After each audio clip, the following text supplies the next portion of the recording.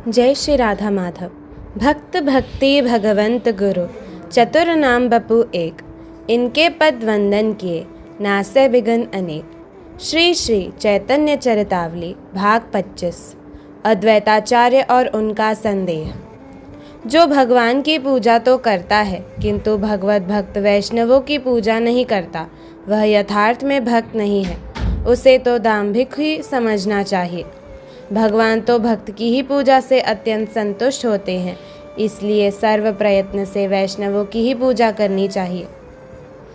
भगवान तो प्राणी मात्र के हृदय में विराजमान है, समान रूप से संसार के अणु परमाणु में व्याप्त हैं, किंतु पात्र भेद के कारण उनकी उपलब्धि भिन्न भिन्न प्रकार से होती है। भगवान निशानात की किरणें समान रूप से सभी वस्तुओं पर एक सी ही पड़ती हैं। पत्थर, मिट्टी, घड़ा, वस्त्र पर भी वे ही किरणें पड़ती हैं और शीशा तथा चंद्रकांत मणि पर भी उन्हीं किरणों का प्रभाव पड़ता है।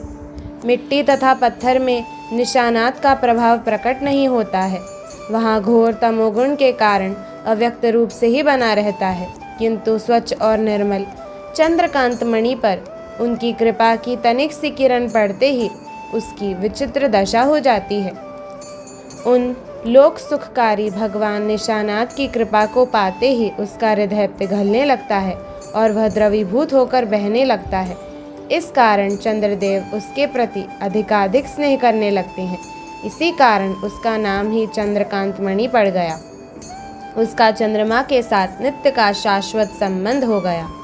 वह निशानात से भिन्न नहीं है, निशानात के गुणों का उसमें समावेश हो जाता है। इसी प्रकार भक्तों के हृदय में भगवान की कृपा किरण पड़ते ही वह पिघलने लगता है। चंद्रकांत मणि तो चाहे चंद्रमा की किरणों से बनी भी रहे, किंतु भक्तों के हृदय का फिर अस्तित्व नहीं रहता। वह कृपा किरणों के पड़ते ही पिघल पिघल कर प्रभु के प्रेम पीयूष आवरण में जाकर तदाकार हो जाता है। यही भक्तों की विशेषता है। तभी तो गोस्वामी तुलसीदास जी ने यहाँ तक कह डाला है, मोरे मन प्रभु अस विश्वासा, राम ते अधिक राम कर दासा। भगवत भक्तों की महिमा ही ऐसी है। भक्तों के समझने के लिए भी प्रभु की कृपा की ही आवश्यकता है। जिस पर भगवान की कृपा नहीं, वह भक्तों की महिमा को भला समझ ही क्या सकता है। जिसके हृदय में उस रसराज के रस सुधा में एक बिंदु का भी प्रवेश नहीं हुआ, उसमें उसके ग्रहण करने की किंचन मात्र भी शक्ति नहीं हुई, वह रसिकता के मर्म को समझ ही कैसे सकता है। इसीलिए रसिक शिरोमणि भगवत रसिक जी कहते हैं, भगवत रसिक की बातें रसिक बिना को समझ ही सके ना। महाप्रभु के नवानुराग की चर्चा नदिया के सभी स्थानों में भांति भांति से हो रही थी। उस समय सभी वैष्णव श्री अद्वैताचार्य जी के यहाँ एकत्रित हुआ करते थे। अद्वैताचार्य के स्थान को वैष्णवों का अखाड़ा ही कहना ठीक है।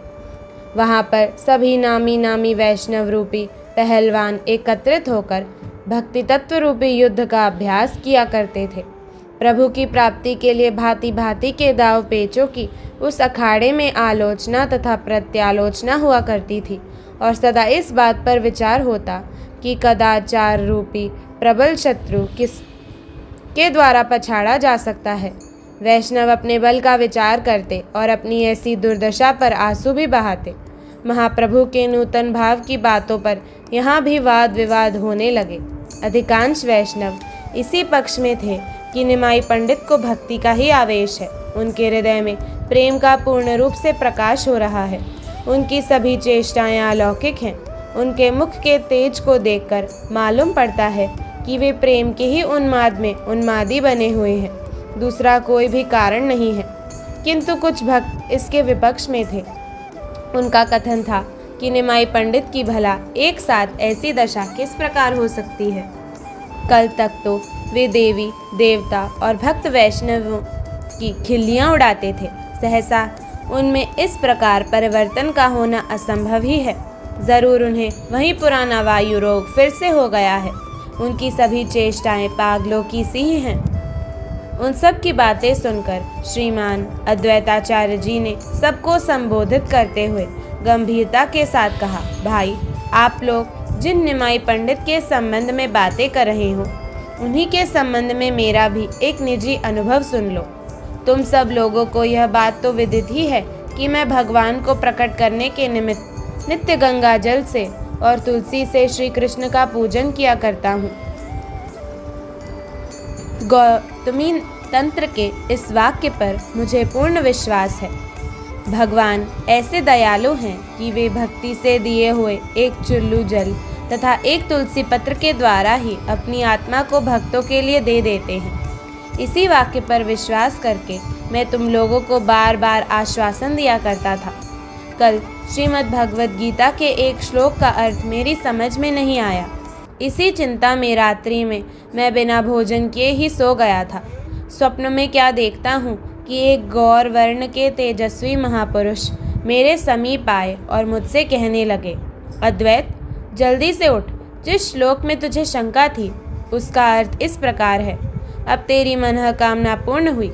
जिस इच्छा से तू निरंतर गंगाजल और तुलसी से मेरा पूजन करता था, तेरी वह इच्छा अब सफल हो गई। हम अब शीघ्र ही प्रकाशित हो जाएंगे। अब तुम्हें भक्तों को अधिक दिन आश्वासन न देना होगा। अब हम थोड़े ही दिनों में नाम संकीर्तन आरंभ कर देंगे, जिसकी घनघोर तुमुल ध्वनि से दिशा विदिशाएं प्रतिध्वनित हो उठेंगी। इतना कहने पर उन महापुरुष ने अपना असली स्वरूप दिखलाया। वे और कोई नहीं थे, शचीनंदन विश्वंभर ही ये बातें मुझसे कह रहे थे। जब इनके अग्रज विश्वरूप मेरी पाठशाला में पढ़ा करते थे, तब ये उन्हें बुलाने के निमित्त मेरे यहाँ कभी कभी आया करते थे। इन्हें देखते ही मेरा मन हठात इनकी ओर आकर्षित होता था।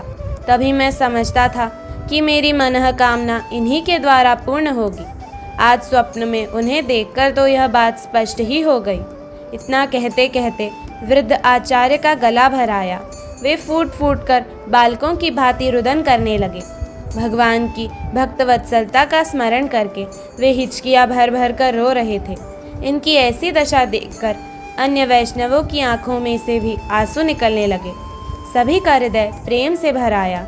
सभी वैष्णवों के इस भावी उत्कर्ष का स्मरण करके आनंद सागर में गोता लगाने लगे। इस प्रकार बहुत सी बातें होने के अनंतर सभी वैष्णव अपने अपने घरों को चले गए। इधर महाप्रभु की दशा अब और भी अधिक विचित्र होने लगी। उन्हें अब श्री कृष्ण कथा और वैष्णवों के सत्संग के अतिरिक्त दूसरा विषय रुचिकर ही प्रतीत नहीं होता था। वे सदा गदाधर या अन्य किसी भक्त के साथ भगवत चर्चा ही करते रहते थे। एक दिन प्रभु ने गदाधर पंडित से कहा, गदाधर, आचार्य अद्वैत परम भागवत वैष्णव हैं। वे ही नवद्वीप के भक्त वैष्णवों के शिरोमणि और आश्रयदाता हैं। आज उनके यहाँ चलकर उनकी पदरज से अपने को पावन बनाना चाहिए। प्रभु की ऐसी इच्छा जानकर गदाधर इन्हें साथ लेकर अद्वैताचार्य के घर पर पहुँचे। उस समय 70 वर्ष की अवस्था वाले वृद्ध आचार्य बड़ी श्रद्धा भक्ति के साथ तुलसी पूजन कर रहे थे। आचार्य के सिर के सभी बाल श्वेत हो गए थे। उनके तेजोमय मुखमंडल पर एक प्रकार की अपूर्व आभा विराजमान थी। वे अपने सिकड़े हुए मुख से शुद्धता के साथ गंभीर स्वर में स्तोत्र पाठ कर रहे थे। मुख से भगवान की स्तुति के मधुर श्लोक निकल रहे थे और आंखों से अश्रुओं की धारा बह रही थी। उन परम भागवत वृद्ध वैष्णव के ऐसे अपूर्व भक्तिभाव को देखकर प्रभु प्रेम में गदगद हो गए। उन्हें भावावेश में शरीर की कुछ भी सुध-बुध न रही। वे मूर्छा खाकर पृथ्वी पर बेहोश होकर गिर पड़े। अद्वैताचार्य ने जब अपने सामने अपने इष्टदेव को मूर्छित दशा में पड़े हुए देखा, तब तो उनके आनंद की सीमा न रही। सामने रखी हुई पूजन की थाली को उठाकर उन्होंने प्रभु के कोमल पाद पद्मों को की अक्षत, धूप, दीप, नैवेद्य और पत्र पुष्पों से विधिवत पूजा की। उन इतने भारी ज्ञानी वृद्ध महापुरुष को एक बालक के पैरों की पूजा करते देख आश्चर्य में चकित होकर गदाधर ने उनसे कहा, आचार्य, आप यह क्या अनर्थ कर रहे हैं?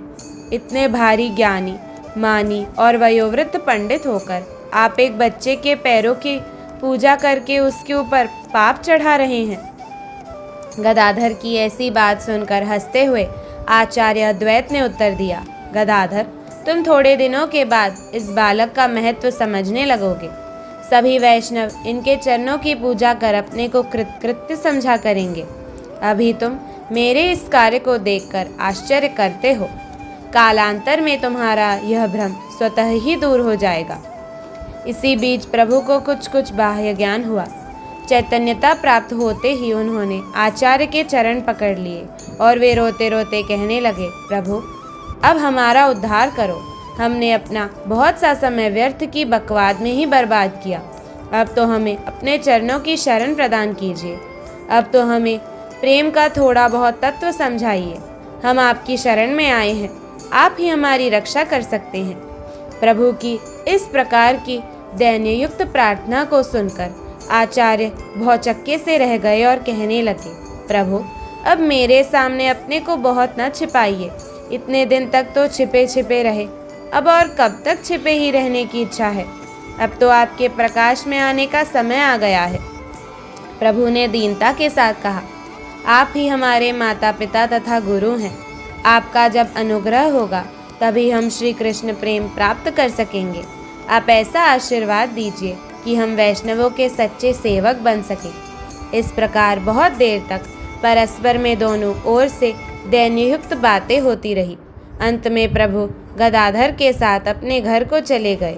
इधर अद्वैताचार्य ने सोचा, ये मुझे छलना चाहते हैं। यदि सचमुच मेरा स्वप्न सत्य होगा और ये ही वे रात्रि वाले महापुरुष होंगे तो संकीर्तन के समय मुझे स्वतः ही अपने पास बुला लेंगे। अब मेरा नवद्वीप में रहना ठीक नहीं। यह सोचकर वे नवद्वीप को छोड़कर शांतिपुर के अपने घर में जाकर रहने लगे। जय श्री राधे।